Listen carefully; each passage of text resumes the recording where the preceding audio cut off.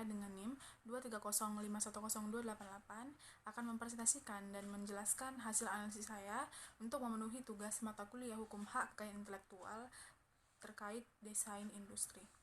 Dalam presentasi ini kita akan membahas tentang konsep haki dalam desain industri, analisis kasus sengketa desain helm antara Sumarno dan Ferawati, serta implikasi putusan Mahkamah Agung terhadap industri ataupun desain industri. Nah, mari kita mulai dengan memahami konsep dasar haki dalam desain industri dan bagaimana kita dapat mengaplikasikannya dalam dunia industri. Baik, studi kasus putusan nomor 147 Keputusan Perdata Khusus HKI tahun 2024. Perkara yang menjadi objek penelitian ini adalah sengketa hak desain industri kaca helm yang diajukan oleh Ferawati sebagai pemohon kasasi atau penggugat terhadap Sumarno sebagai termohon kasasi atau tergugat, serta Direktorat Jenderal Kekayaan Intelektual ataupun yang disingkat dengan DJKI sebagai turut termohon kasus ataupun turut tergugat. Sengketa ini bermula dari klaim kepemilikan desain industri kaca helm yang telah didaftarkan oleh Sumarno kepada Ferawati. Ferawati mengajukan gugatan dengan alasan bahwa desain tersebut tidak memiliki unsur kebaruan atau not novelty dan menuduh Sumarno sebagai pendaftar desain industri yang beretikat tidak baik ataupun bad faith. Gugatan diajukan pertama kali di Pengadilan Niaga pada Pengadilan Negeri Jakarta Pusat, di mana Ferawati meminta agar pengadilan itu membatalkan pendaftaran desain industri kaca helm milik Sumarno. Nah, dalam petitumnya, Ferawati menuntut agar desain industri tersebut dihapus dari daftar umum. Nah, desain industri di Direktorat Hak Cipta dan desain industri DJKI dengan dasar bahwa pendaftaran tersebut tidak memenuhi unsur kebaruan yang disyaratkan dalam pasal 54 Undang-Undang Nomor 31 Tahun 2000 tentang desain industri. Namun, dalam persidangan tingkat pertama, Pengadilan Niaga menolak seluruh gugatan Ferawati. Nah, tidak puas dengan putusan tersebut, Ferawati kemudian mengajukan permohonan kasasi ke MA Republik Indonesia.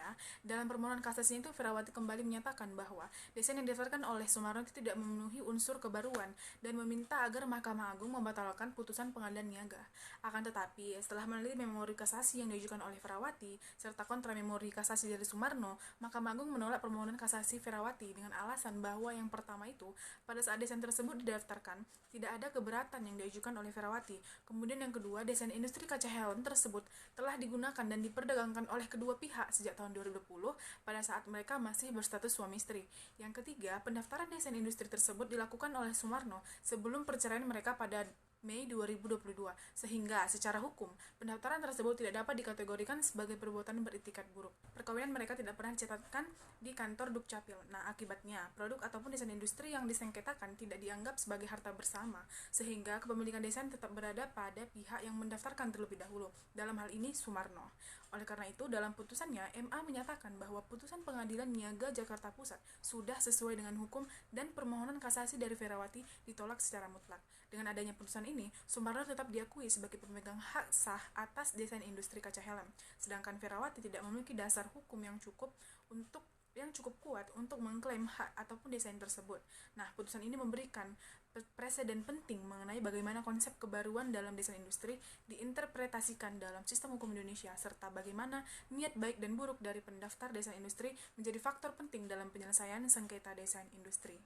Nah, kasus ini menunjukkan bahwa sistem perlindungan desain industri di Indonesia itu masih memiliki tantangan dalam membuktikan kebaruan desain industri di pengadilan. Nah, dalam hal ini, beban pembuktian berada di pihak penggugat, yang dalam kasus ini adalah Ferawati, untuk menunjukkan bahwa desain yang didaftarkan oleh tergugat bukanlah desain baru dan telah ada sebelumnya.